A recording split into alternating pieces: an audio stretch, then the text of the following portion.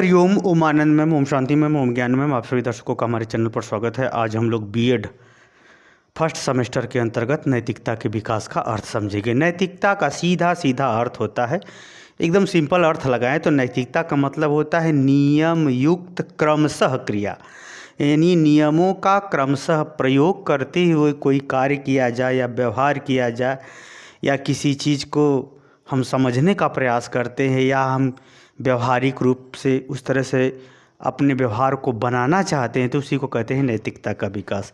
यानी नियम युक्त क्रिया करना ही नैतिकता है। नियम युक्त क्रियाओं को बढ़ावा देना ही नैतिकता का विकास है।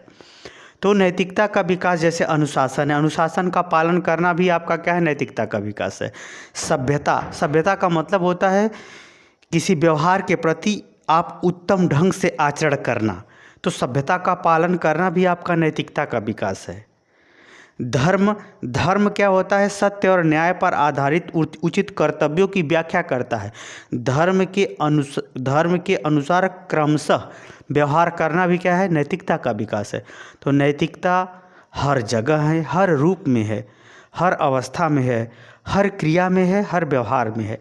तो उस का विकास होना, उसको समझना, उसके अनुसार आचरण करना ही नैतिकता का विकास कहलाता है। तो आइए इन्हीं सब बातों को हम लोग डिटेल में एक उच्च स्तर से समझने का प्रयास करते हैं।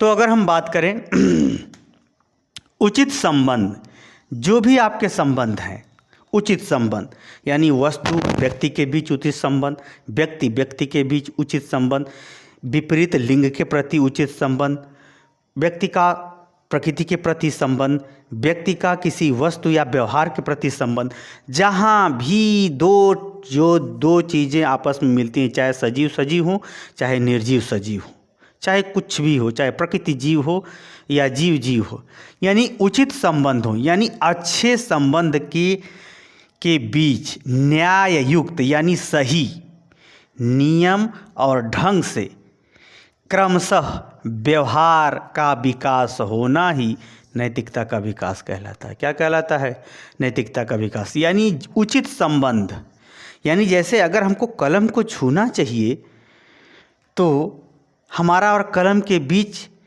कैसा उचित संबंध हो, किस ढंग से छुएं, किस तरह से उठाएं, किस तरह से लिखें, किस तरह से प्रयोग करें, किस उपयुक्त क्रिया के लिए प्रयोग करें, ये सभी चीज़ें, यानी उचित संबंधों के बीच न्याय युक्त, यानी उसमें किसी चीज़ का दुरुपयोग न हो। न्याय का मतलब होता है सदुपयोग करना, न्याय का अर्थ होता है निष्पक्ष होना। तो उचित संबंधों, कोई भी चीज़ हो, उचित संबंधों के बीच न्याय युक्त नियम एवं ढंग में क्रमशः व्यवहार करना या क्रिया का विकास करना ही क्या कहलाता है, नैतिकता का विकास कहलाता है। क्या कहलाता है, नैतिकता का विकास कहलाता है। यानी उचित संबंधों के बीच जो भी क्रियाकलाप व्यवहार आते हैं उसमें नियम एवं ढंग से यानी तरीके से, सही नियम एवं सही तरीके से क्रमशः व्यवहार होना ही क्या कहलाता है, नैतिकता का विकास कहलाता है। इसका दूसरा भी अर्थ देखते हैं। उचित कार्य, कोई भी कार्य हो वह उचित हो, सही हो, न्याययुक्त हो, सभ्य हो, आवश्यक हो, सबके लिए उपयोगी हो। ऐसा नहीं कि व्यक्तिगत हो। उचित कार्य का मतलब ऐसा नहीं कि हमारे लिए अच्छा। उचित कार्य की बड़ी विशेषता यह होती है कि वो अपने लिए भी अच्छा होता है, दूसरे के लिए भी अच्छा। जैसे शिक्षा, आप भी पढ़ेंगे तो आप भी बढ़ेंगे, दूसरा भी पढ़ेगा वो भी बढ़ेगा। ऐसा नहीं कि हम पढ़ेंगे तो दूसरा घट जाएगा, ऐसा नहीं है। लोकतंत्र अपने उचित अवस्था में तब होगा जब सब लोग शिक्षित होंगे, और शिक्षा में जो भी कोई बाधक बनता हो वह समझिए लोकतंत्र के लिए अभिशाप है।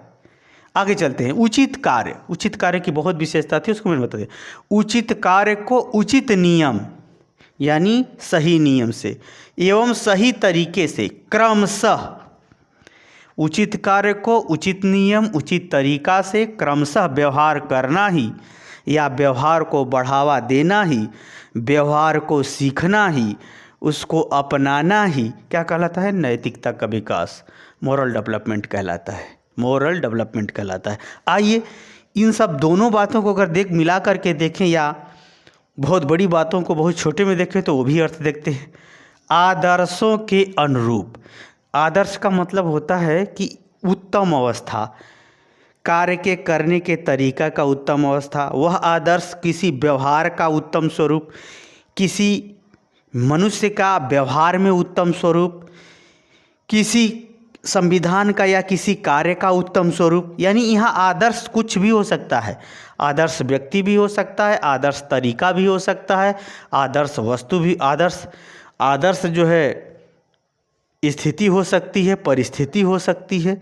तो आदर्शों के अनुरूप क्रियाकलाप एवं व्यवहार का प्रदर्शन ही क्या कहलाता है? नैतिकता का विकास कहलाता है। आदर्शों के अनुरूप क्रियाकलाप व्यवहार का प्रदर्शन ही नैतिकता का विकास कहलाता है। कैसे? अब आदर्श अगर उत्तम अवस्था में है कोई कार्य, तो उसको करने का तरीका भी उत्तम अवस्था में होगा, उसका नियम भी जो स्टेप बाय स्टेप नियम होगा वह भी उत्तम अवस्था में होगा, उसका जो तरीका होगा वह भी नियम अवस्था में होगा, और उसका जो क्रियाकलाप व्यवहार किया जाएगा तो वह भी क्या होगा? उत्तम अवस्था में होगा। और उसका जब पालन किया जाएगा, अनुसरण किया जाएगा, उसका प्रदर्शन किया जाएगा, तो वह भी क्या होगा? उत्तम अवस्था में होता है। वास्तव में नीति जो है किसी कार्य, व्यवहार, अनुशासन, क्रियाकलाप की उत्तम अवस्था के अनुसार करना ही सिखाता है, इसीलिए उसे नैतिकता कहते हैं।